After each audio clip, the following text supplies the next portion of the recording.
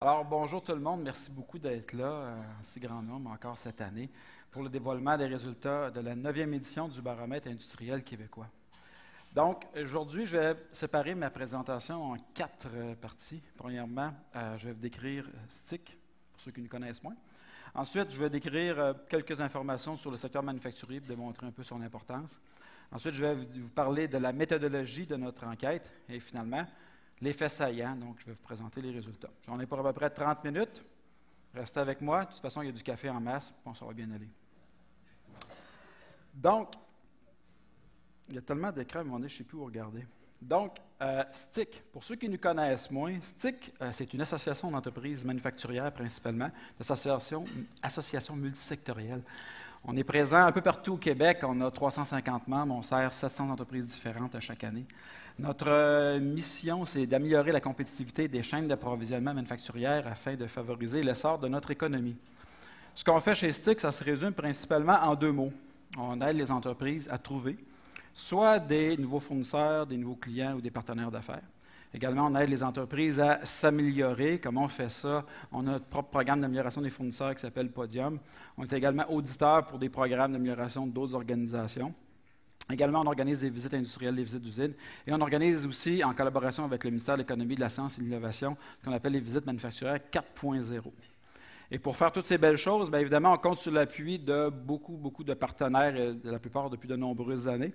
On les voit. Il y en a beaucoup qui sont représentés aussi aujourd'hui, donc on les remercie beaucoup de nous supporter encore et toujours. Donc maintenant, je vais vous présenter quelques chiffres, comme je mentionné, sur le secteur manufacturier. C'est un secteur qui est très important au Québec. On voit le PIB. En fait, le PIB l'année dernière était de 46 milliards. C'était une hausse de 3,5 par rapport aux années précédentes. On a beaucoup parlé du déclin du secteur manufacturier au cours des récentes années. Depuis quelques années, le poids du secteur manufacturier dans l'économie est resté stable. Il ne baisse plus. Il se situe environ à 14 Et malgré la hausse du PIB manufacturier l'année dernière, pourquoi ce pourcentage-là n'a pas augmenté? C'est que l'ensemble des secteurs de l'économie québécoise ont également, eux aussi, augmenté. C'est également des ventes de 156 milliards de dollars, en hausse de 8,6 par rapport à l'année précédente. Le secteur manufacturier emploie 419 000 personnes, et ce, dans 13 200 établissements. Il faut toujours se rappeler, quand on parle du manufacturier au Québec, que c'est un secteur qui est principalement composé de PME et même de petites PME. En effet, 93 des entreprises manufacturières au Québec ont moins de 100 employés, ce qui n'est pas nécessairement le cas dans tous les pays ou dans toutes les régions. Ça demeure un secteur très important pour les exportations. 89 de nos exportations viennent du secteur manufacturier. C'est un secteur aussi où les salaires sont supérieurs à l'ensemble des autres secteurs. Et, comme vous le savez tous, c'est un secteur où on vit une situation de plein emploi.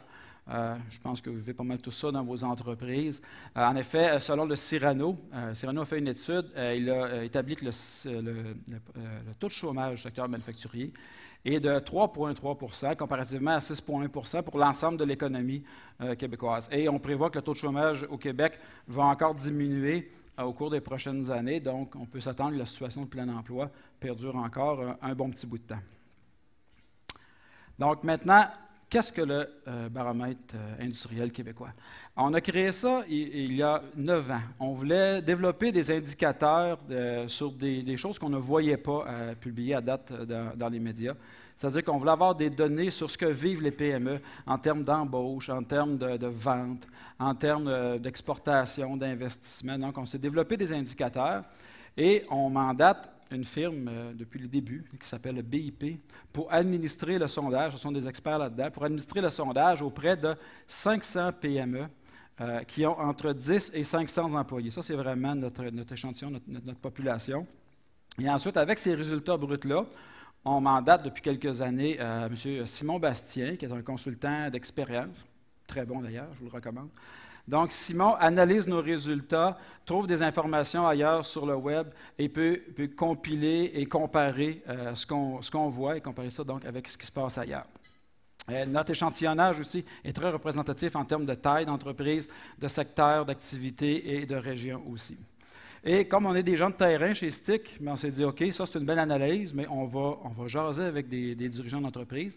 Donc, on réunit les gens dans un groupe de discussion manufacturier, et on leur demande leur avis par rapport à nos constats, notre analyse, ce qu'on remarque. Puis on leur demande aussi de nous expliquer, mais pourquoi et pourquoi. Donc, évidemment, c'est l'opinion d'une dizaine de personnes. On est bien content de les avoir. On les voit ici. Certains sont ici aujourd'hui. Et je les remercie d'ailleurs parce que c'est toujours très enrichissant d'avoir l'opinion des gens sur le terrain. Donc, maintenant, les faits saillants comme tels, c'est divisé en 6 sous-sections. Si vous m'avez suivi, je suis rendu à la 4e partie, les faits saillants. Et la première partie, ce sont les ressources humaines. On vient de parler du taux de chômage, ces choses-là. Donc, il y a plusieurs enjeux majeurs, comme on va le voir, et ils sont même plus majeurs que les autres années, si on peut s'exprimer ainsi. Donc, on a le premier graphique qui va nous montrer les entreprises qui ont fait des mises à pied, celles qui ont fait des embauches. Je vais vous présenter beaucoup de graphiques avec beaucoup de chiffres dans les prochaines images. L'important, ce n'est pas tant de se concentrer sur un chiffre par rapport à l'autre, parce qu'il y en a trop. Honnêtement, je pense que vous allez vous perdre. Même les ingénieurs et les comptables vont avoir de la misère à s'y retrouver. Ce qui est le plus important, c'est de remarquer les différences relatives entre les barres verticales. Et ça, c'est plus révélateur et c'est plus facile aussi à saisir et à retenir. Donc, on voit en bleu les entreprises qui ont eu une diminution d'au moins 5 de leur main-d'œuvre au cours des 5 dernières années. Et on voit en orange les entreprises qui ont embauché au moins 5 de plus de personnel depuis les 5 dernières années. Donc, on voit la progression ou la régression. Donc, on voit que les entreprises qui font des mises à pied sont en baisse constante. Et on voit que celles qui font des embauches sont en hausse constante. Et l'écart entre les deux est le plus grand écart jamais observé depuis les débuts du baromètre. Ça, c'est bon pour les travailleurs, c'est bon pour tous ceux qui veulent travailler. L'effet inverse, par contre, c'est les problèmes de recrutement et de rétention de la main-d'œuvre. On voit ici les chiffres. On a mis en bleu donc les entreprises qui disent que pour elles, le recrutement et la rétention de la main-d'œuvre, c'est un problème très important. En fait, non, le bleu, c'est pour le recrutement et l'orange, c'est pour la rétention de la main-d'œuvre. Donc, on voit que les deux, une évolution parallèle, et c'est les plus hauts chiffres jamais atteints en 2017. Donc, le recrutement, la main-d'œuvre, vous le savez, vous le vivez, c'est dans toutes les régions du Québec. Ça, c'est encore un problème en 2017. Si on regarde maintenant du côté de la relève, nouvel indicateur, ce chiffre-là, en fait, ce graphique-là se lit un peu comme une horloge. Alors, si on regarde la première partie, 41 des entreprises ont dit que le problème de la relève est un enjeu majeur pour eux, en fait, un enjeu très important. 32 ont dit que c'était un enjeu important. Donc, ça fait un total de 73 des entreprises qui disent que la relève est un enjeu majeur pour elles. Donc, ça suit les problèmes de recrutement et de rétention de main-d'œuvre, et ça depuis plusieurs années. Alors, on a demandé aux entreprises, évidemment, je pense qu'il n'y a personne qui a de solution miracle, mais on a demandé aux entreprises si elles étaient prêtes à partager un petit peu avec nous leurs trucs, leurs bonnes idées à ce niveau-là. Alors, les premières choses que les gens nous ont dit, ça te prend d'abord, avant tout, un milieu de travail où tu as envie d'aller travailler. Ça prend des usines propres, bien éclairées, sécuritaires, des équipements récents. Il faut que ça te tente de rentrer là le matin. Aussi, il faut s'adapter. Les valeurs ont changé avec la génération. Il faut que les modèles de gestion, la façon de gérer les entreprises, le personnel, il faut que ça change. Donc, les gens veulent avoir une gestion plus participative. Ils veulent être impliqués dans les décisions de l'entreprise. Ils veulent avoir des activités sociales, équilibre travail-famille ou travail-loisir selon le cas. Aussi, il faut se préoccuper de la santé et du mieux-être des employés. Donc, menu santé, le cafétéria, peut-être, si c'est possible, activité physique aussi, l'entreprise ou des horaires de travail qui vont permettre de jumeler les deux. Vous me laisserez 2 secondes, s'il vous plaît. Donc, je vais essayer de ne pas faire de dégâts la prochaine fois. Donc, les gens aussi nous ont parlé de l'importance de tisser des liens avec les écoles. De quelle façon? En faisant des journées portes ouvertes pour inviter les jeunes à aller voir ce qui se passe dans les usines. Aussi avec alternance travail-études, stage, emploi d'été dans le domaine d'études. Donc, se rapprocher des jeunes dès qu'ils sont à l'école pour espérer les avoir avec nous plus tard. On parle aussi, c'est beau de recruter des gens des écoles, mais on parle aussi de l'intégration. C'est important de bien intégrer les jeunes qui arrivent. Ils ont appris beaucoup de choses à l'école, mais si on ne s'occupe pas après de l'intégration, ça peut causer des problèmes. Donc, Les gens font du jumelage, font du parrainage entre des employés plus anciens qui vont être bien contents de transmettre leurs connaissances et les employés plus jeunes qui, eux, vont être bien contents d'apprendre des trucs du métier. Croyez-le ou non, les réseaux sociaux, ça peut être utile. Donc, on peut recruter des gens avec les réseaux sociaux. C'est ce qu'on a fait d'ailleurs chez Stick. Et puis, la réputation de l'entreprise, ça c'est un facteur pour motiver les gens à aller travailler dans une entreprise. La réputation de l'entreprise, ça va se savoir sur les réseaux sociaux. Donc, ne jamais négliger l'implication des réseaux sociaux. Je pense qu'il fait nuit maintenant. Ensuite, le recrutement à l'étranger. Il y en a pour qui c'est la seule solution. Ils ont essayé toutes sortes d'autres choses. La seule façon qu'ils ont trouvé pour meubler les quarts de travail, c'est d'aller chercher des employés à l'étranger. Et ceux qui réussissent le mieux, ben, ils se préoccupent pas seulement de l'employé au travail, mais bien de l'employé aussi en dehors du travail. Les gens qui arrivent ici, une autre culture, une autre langue, donc ils s'occupent d'un paquet de choses pour faire un succès, parce que sinon, ça se peut que les employés repartent après. Et les gens nous disent aussi, pour recruter de la main-d'œuvre, avoir des employés motivés et les retenir, bien, c'est important qu'ils sentent qu'on croit en eux, qu'ils ont un rôle à jouer et qu'on les forme, qu'on leur permette d'évoluer dans l'entreprise. Donc ça, c'est les trucs que les gens nous ont donnés là, dans le groupe de discussion. Je viens de parler de formation.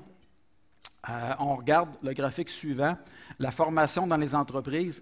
La pile de gauche, c'est pour l'ensemble des répondants. On voit qu'en bleu, 21% des gens ont investi moins de 1% de la masse salariale en formation. En orange, 52% ont investi entre 1 et 2% de la masse salariale en formation. Et en vert de gris, c'est la proportion des entreprises qui ont investi plus de 2% de la masse salariale en formation.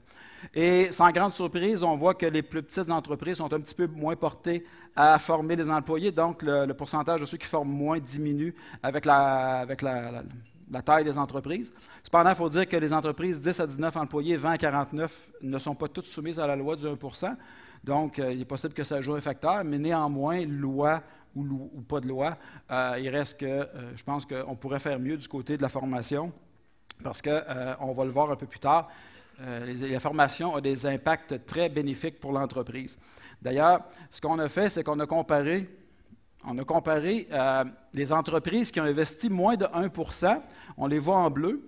Les entreprises qui ont investi plus de 2% en leur masse salariale en formation, on a comparé les résultats. Donc, on voit que ceux qui investissent plus, ils sont moins nombreux à vendre seulement au Québec et ils sont plus nombreux à vendre à l'international.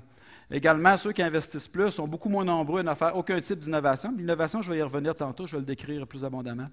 Et donc, ceux qui forment plus sont plus nombreux à faire beaucoup d'actions innovantes.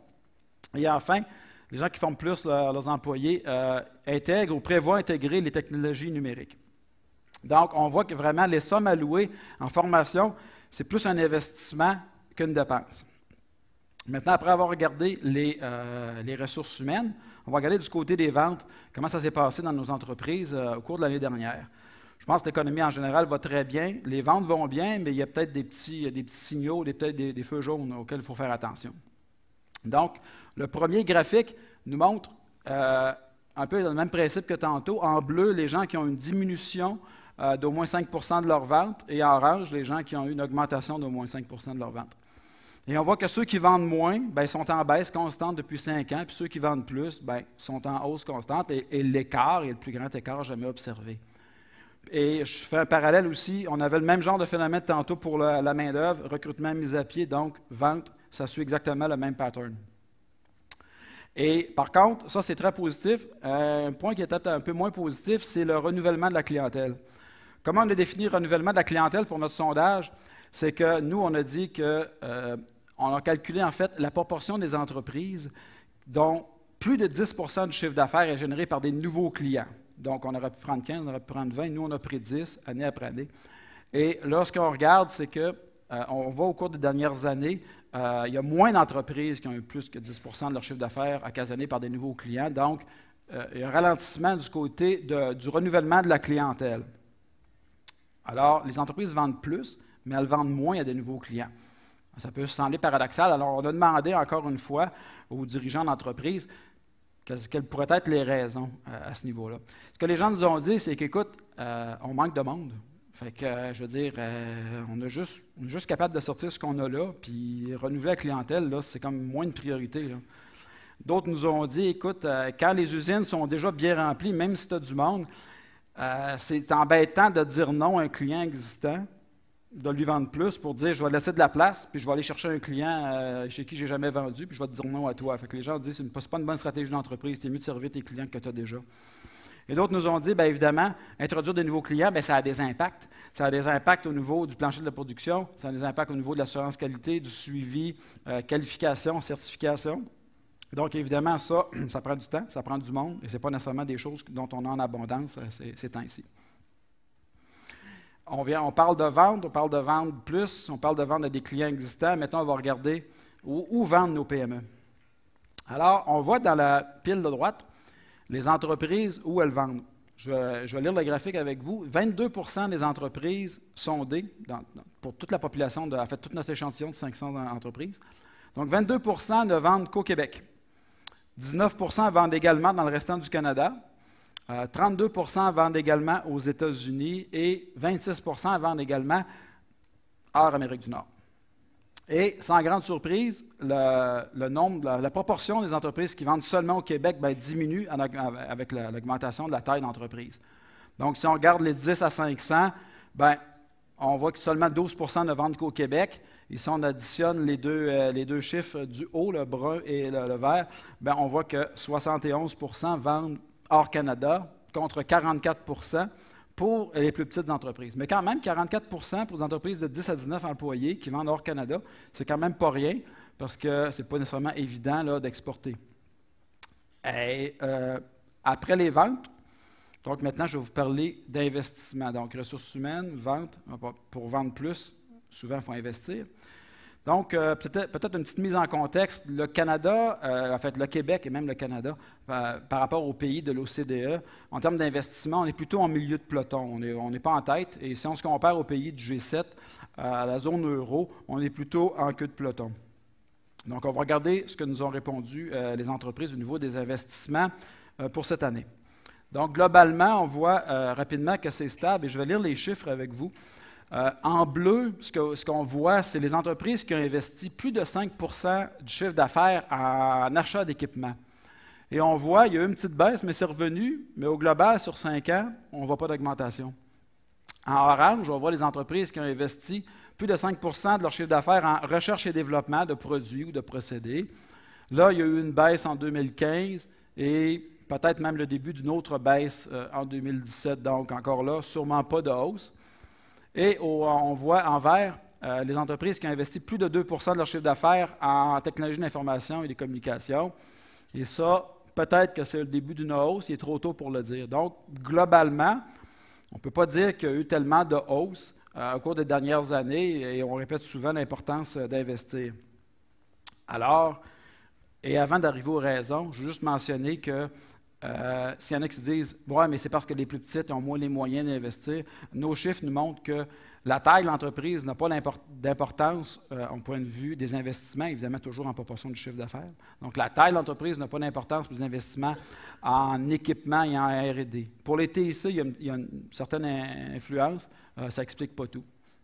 Donc, qu'est-ce qu'ils nous ont dit, les entreprises, quand on leur a demandé pourquoi que les gens n'investissent pas plus selon eux? Évidemment, ils ne demandent pas nécessairement de parler pourquoi eux n'investissent pas plus, mais leur opinion sur le secteur manufacturier en général.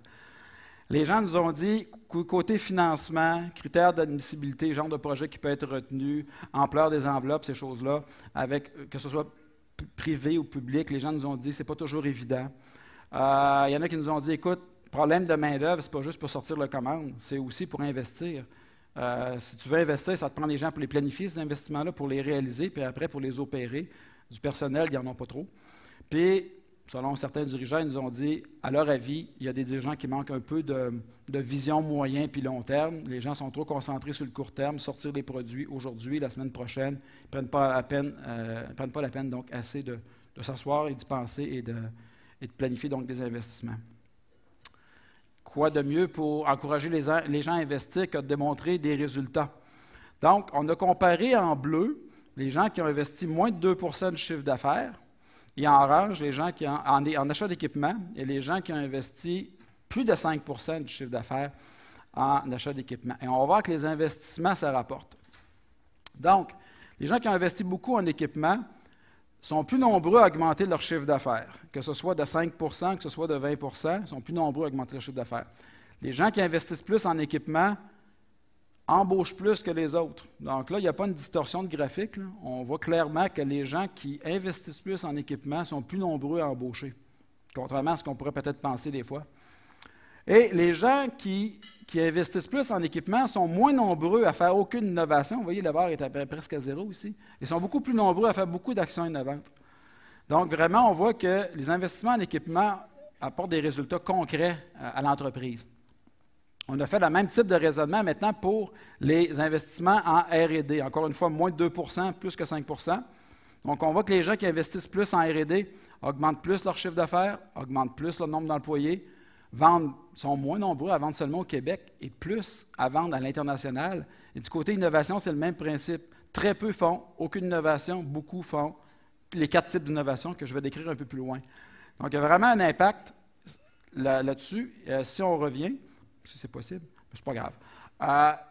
J'attire votre attention sur le lien particulier entre investissement en R&D, exportation et innovation. Si on veut vendre des produits outre-mer, je pense que c'est assez illusoire de penser qu'on va le faire à moindre coût, la même chose. Il y a des coûts de transport, il y avait des coûts de douane jusqu'à il n'y a pas longtemps, coûts de certification, coûts de développement de marché, suivi, ainsi de suite. Donc, ça prend des produits qui se démarquent, ça prend des produits qui sont innovants. Donc, on voit, et ça se fait avec la R&D. Donc, on voit très bien le lien entre innovation, exportation et les investissements donc en R&D. Le lien est très clair. Finalement, au point de vue des TIC maintenant, on voit que les entreprises qui ont investi relativement beaucoup en TIC, donc, sont plus nombreux à augmenter leur chiffre d'affaires. Ça a un impact positif sur le nombre d'employés. Ils sont moins nombreux à vendre seulement au Québec. Et côté innovation, encore une fois, l'impact est très marqué. Donc, il y a vraiment un lien entre les investissements et les résultats de l'entreprise. Année après année, on a ce genre de résultats-là. Je pense que ça, c'est assez révélateur. Ça devrait convaincre de plus en plus de gens. Et j'attire aussi votre attention sur le fait, et j'en ai parlé tantôt, les investissements en TIC, donc tout ce qui est technologie de l'information et des communications, les investissements en équipement, ça n'a pas pour effet, sur 500 entreprises, d'amener des mises à pied. Au contraire, les gens qui investissent plus là-dedans embauchent plus. C'est ce que nos chiffres nous montrent. Je viens de parler d'innovation, le lien avec l'investissement. Je vais définir un peu davantage l'innovation. On en entend parler beaucoup. Beaucoup de gens misent là-dessus pour se démarquer. Donc, je vous dirais que dans notre sondage, on a divisé l'innovation en 4 thèmes. Enfin, il y a 4 types d'innovation. On a défini, premièrement, des gens qui faisaient de l'innovation dans les méthodes, la gestion des opérations, donc l'organisation des opérations, des processus d'affaires et autres. Donc, 71 des gens nous ont dit faire de l'innovation du côté des procédures organisationnelles. 66 des gens nous ont dit faire de l'innovation du côté des produits. 64 des gens ont innové du côté des procédés de fabrication. Et enfin, seulement 33 des gens ont innové du côté de la commercialisation. Et tout à l'heure, on parlait de la difficulté de renouveler la clientèle. C'est certain que si on essaie d'innover davantage du côté de la commercialisation, parce que ce chiffre-là est toujours plus bas que les 3 autres, c'est certain que ça pourrait nous aider pour le renouvellement de la clientèle. Également, on a parlé de pénurie de main-d'œuvre tantôt. Pénurie de main-d'œuvre nous oblige à être plus productifs, plus efficaces, faire des choses autrement, avec moins de monde. Et ça se fait, entre autres, en innovant du côté des procédés de fabrication, des processus organisationnels. Donc, c'est déjà pas mal, mais on peut s'améliorer. On a regardé les résultats, mais d'un autre angle. On a compté, dans le fond, pour les 500 répondants, on a compté le nombre de oui qu'allait nous dire chacun aux 4 questions d'innovation. Puis c'est 0 oui, 1 oui, 2 oui, 3 oui, 4 oui. Et là, on voit que 11 des entreprises ne font aucun type d'innovation. Donc, dans tous les répondants, 11 ont répondu non aux 4 questions.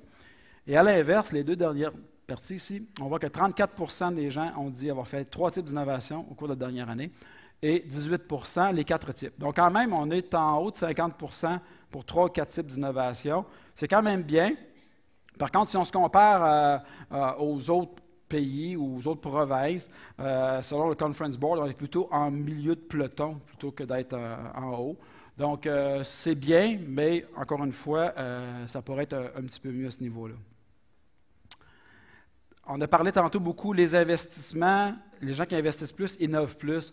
Là, ce qu'on fait, c'est qu'on prend les données, mais d'une autre façon, pour voir plus clairement, dans une même image, le lien entre l'innovation et l'investissement.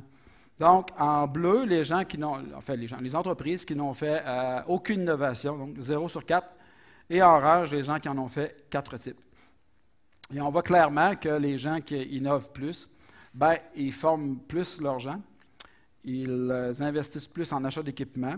Ils investissent également plus en recherche et développement et aussi en TIC.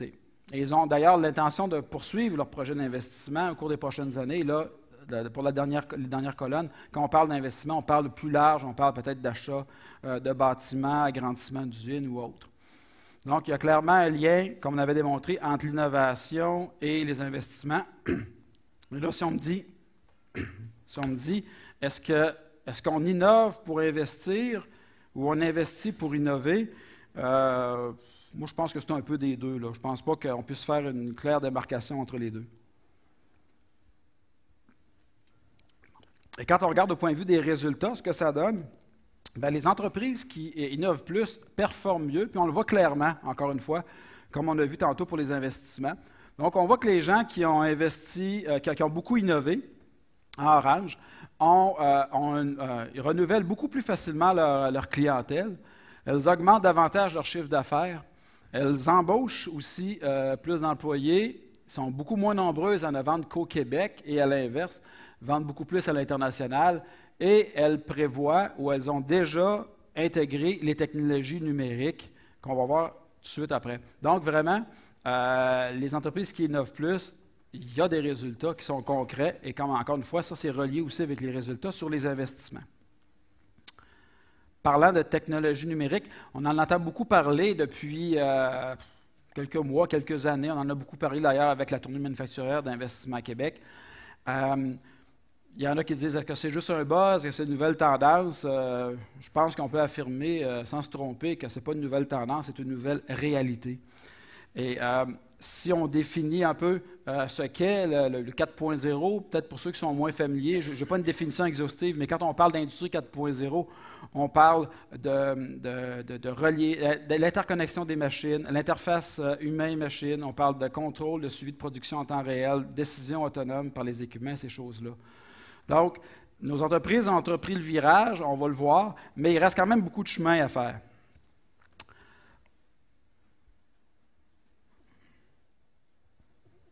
Donc, on a demandé, en fait, la première donnée que je dois vous montrer, elle ne vient pas de nous, elle vient du CEFRIO et du MESI qui ont publié une étude l'année dernière ou cette année à l'effet que 38% des entreprises manufacturières sont encore gérées par des processus d'opération manuels. Donc, c'est quand même pas mal. Donc, avis à ceux ou celles qui ont des agendas papier, là, vous n'êtes pas les seuls, il y en a d'autres qui utilisent ça. Donc, qu'est-ce que les entreprises nous ont dit maintenant? Donc, à 61%, les gens nous ont dit avoir déjà intégré des technologies numériques dans leur processus d'entreprise. 15% ont dit on ne l'a pas fait, mais on va le faire cette année. Et 24% des gens ont dit on ne l'a pas fait, puis c'est pas cette année que ça va arriver. Et là, je vais mettre un bémol, 61%, donc je ne veux pas dire que 61% des entreprises sont, comme diraient les ados, là, full 4.0, ce n'est pas exactement ça. C'est des entreprises qui ont commencé, qui ont intégré un ou plusieurs aspects de l'industrie 4.0, donc dans leur processus d'affaires, et sûrement qu'ils vont continuer au cours des prochaines années. Et quand on parle de technologie numérique, de quoi on parle exactement dans le cas de notre sondage? Alors qu'on a demandé aux gens spécifiquement ce qu'ils ont fait. Donc, 52% des gens ont dit on a implanté des systèmes pour faire de la surveillance et du contrôle de production de procédés en temps réel. 40% nous ont dit on a interconnecté nos équipements. 34% ont dit on a implanté de la robotique. Et 29% nous ont dit avoir implanté des cellules de production autonomes. Et qu'est-ce que ça produit comme effet, les investissements? C'est que quand il y a des investissements en technologie numérique, on se rend compte qu'il y a d'autres types d'investissements qui suivent aussi. Alors, on voit ici, les gens qui ont investi aucunement en technologie numérique, on les voit en bleu, et ceux qui ont investi qui l'ont fait ou qui prévoient le faire bientôt sont en orange. Donc, ceux qui croient plus aux technologies numériques ou qui ont commencé, bien, ils sont plus nombreux à former leurs employés. Et également, ils investissent plus en R&D et ils ont l'intention de poursuivre leurs investissements donc, au cours de la prochaine année. Donc, il y a vraiment un lien entre les investissements en technologie numérique et aussi la masse salariale qui est donc pour la formation. Donc, évidemment, pour implanter des technologies numériques, si on veut que ça fonctionne, si on veut que ça soit efficace, il faut former nos employés. Et pour ce faire aussi, il faut faire de la R&D. On n'implante pas ça comme ça un matin en se levant. Et les résultats concrets de l'intégration des technologies numériques, je passe un peu devant vous, je fais ça, je vais me mettre là. Les résultats concrets que ça donne, les gens qui ont intégré les technologies numériques en orange, bien, on voit ici qu'ils ont eu plus de facilité à développer des nouveaux clients. Ils ont eu une plus grande augmentation du chiffre d'affaires. Ils sont aussi plus nombreux à embaucher. Ils sont moins nombreux à vendre au Québec et plus nombreux à vendre à l'international. Et du côté innovation, c'est assez clair. Même si, pour innover, ça ne prend pas seulement des TI, il y a quand même un lien assez fort entre l'innovation et les technologies numériques. Donc, on voit clairement que les entreprises qui ont intégré les technologies numériques démontrent une meilleure performance que celles qui n'ont pas encore pris le virage et on espère que ce genre de résultat va les convaincre d'embarquer. Alors, on a demandé aux entreprises aussi, par rapport à la technologie numérique, qu'est-ce que vous pensez de ça? Puis aussi, l'innovation, parce que comme je mentionné, c'est beaucoup interrelié. Donc, innovation, technologie numérique, c'est quoi votre opinion par rapport à ça? Donc, les gens nous ont dit, en premier lieu, ben, tu n'as pas le choix d'innover. Si tu n'innoves pas, tu ne seras plus en business parce que ton compétiteur, qui soit à l'autre bord de la rue, l'autre bout du pays ou l'autre bord de la planète, lui, il va innover et à un moment donné, tu vas te faire déclasser. Les gens nous ont mentionné aussi, c'est important de sensibiliser les gestionnaires. On ne se lève pas un matin en disant « je vais innover, je vais implanter des TI ». L'innovation, par exemple, ça prend des objectifs clairs. Quels objectifs on poursuit en voulant innover? Est-ce qu'on va être les plus rapides? Est-ce qu'on va être les moins chers? Est-ce qu'on va être les plus performants? Et après, il faut impliquer les gens pour innover. Il faut aller chercher les idées le plus possible. Et à ce moment-là, on est capable de déterminer ce qu'on va faire, de filtrer nos idées et de bien réaliser nos projets. Et ensuite, les TI, j'en ai parlé, on n'implante pas des TI en pensant que ça va régler tous les problèmes. Si le ménage n'a pas été fait dans les processus, dans les procédés, si ce n'est pas à l'ordre, ce n'est pas les TI qui vont sauver, ça va juste être pire. Donc, c'est important de sensibiliser les gestionnaires à ce niveau-là. On parle de ressources humaines aussi, c'est important d'impliquer les employés. Il faut impliquer tout le monde parce que ce n'est pas juste le patron qui peut faire ça dans son bureau. Ça prend des ressources internes, il faut que les gens soient sensibilisés, impliqués et formés. Ça prend des gens qui connaissent les TI un peu à l'interne, il ne faut pas hésiter à les former. Puis à l'inverse, on ne peut peut-être pas avoir tout ça toujours tout de suite, il ne faut pas hésiter à recourir à des ressources externes qui vont venir compléter l'offre de la PME sur son expertise et qui vont pouvoir transmettre leurs compétences pour que ça reste dans l'entreprise.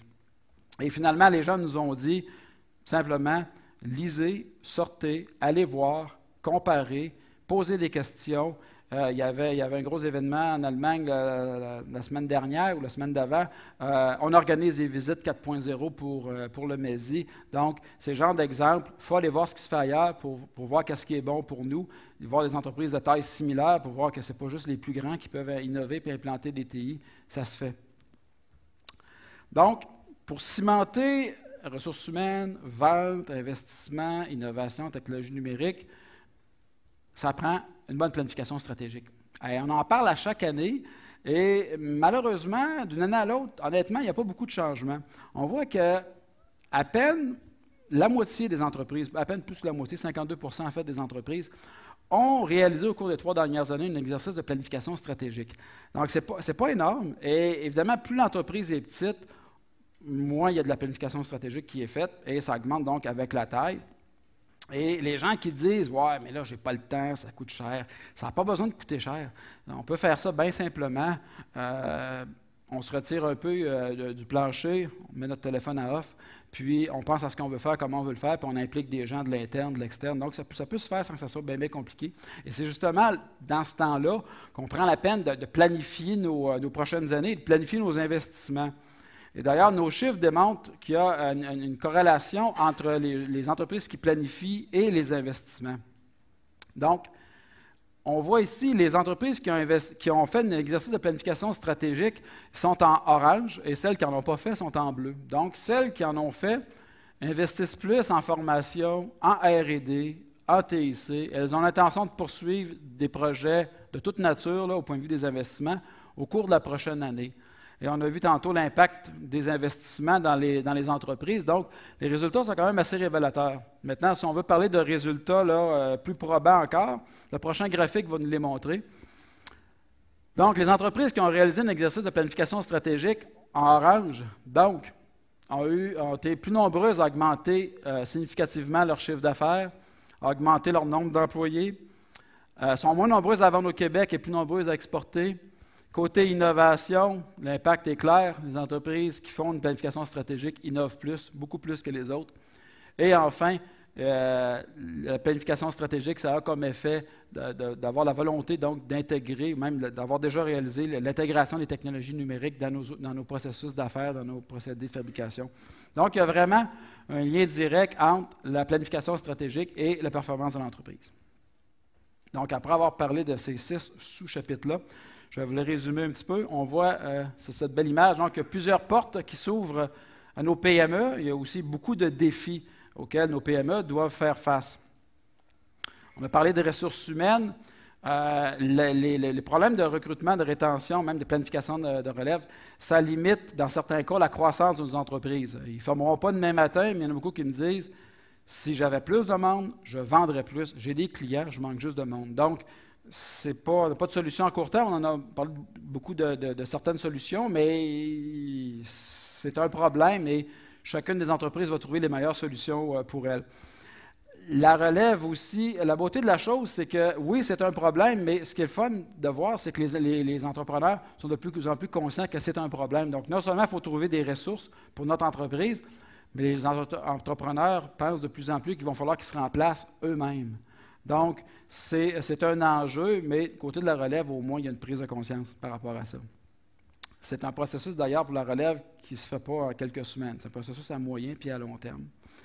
Côté vente, on a vu les ventes vont très bien. Par contre, importance de diversifier la clientèle. Même si les choses vont bien à court terme, si on est trop concentré dans un secteur, peu de clients, il y a un risque. Si le secteur ne va pas bien, ça peut aller mal assez rapidement pour nous. Donc, l'importance de diversifier la clientèle. On a parlé d'innovation, d'investissement. Les deux vont de pair. On n'est pas en avance par rapport aux autres pays industrialisés avec qui on est en compétition, il faut se l'admettre. Donc, vous savez déjà sûrement que la productivité d'un pays, d'une province est reliée beaucoup aussi aux investissements. Donc, si on n'investit pas beaucoup, on risque de ne pas faire des gains de productivité. Et là-dessus non plus, comme tel, on ne peut pas dire qu'on est en avance. On n'est pas les derniers, mais on n'est pas les premiers. L'industrie 4.0, j'en ai parlé aussi. L'importance de prendre le virage, c'est commencé, comme j'ai mentionné, ce n'est pas une mode, c'est une nouvelle réalité. Il y en a beaucoup qui ont commencé à regarder ça, il y en a beaucoup qui ont commencé à investir, il faut continuer. Par contre, il faut le faire par étapes, il faut le faire à une échelle humaine, à la mesure de ce qu'on peut faire. Ne pas oublier justement les impacts. La technologie, c'est une chose, mais il y a des impacts sur les gens. Et ceux qui réussissent bien ont justement d'emblée considéré tous les aspects humains en outre que des aspects technologiques pour pouvoir réussir. Et encore une fois, la technologie ne réglera pas tout. Il faut s'assurer que nos processus, nos procédés soient bien en contrôle. Et comme ça va nous faciliter la vie plutôt que nous créer des problèmes. Et enfin, il faut prendre le temps de s'asseoir, de réfléchir et de planifier. Donc, on a vu le secteur manufacturier très important au Québec. Les PME jouent un rôle qui est indéniable. Les petites PME sont très nombreuses, comme on l'a vu. On a des leaders au Québec qui sont très bons côté gestion, application des ressources humaines, côté investissement, côté innovation, côté technologie numérique. Ces gens-là font tout ça. Ils sont plus performants. Ils sont capables de mieux répondre aux besoins de leurs clients. Donc, parions que ces entreprises-là vont en inspirer plusieurs autres. Là-dessus, je vous remercie beaucoup de votre attention.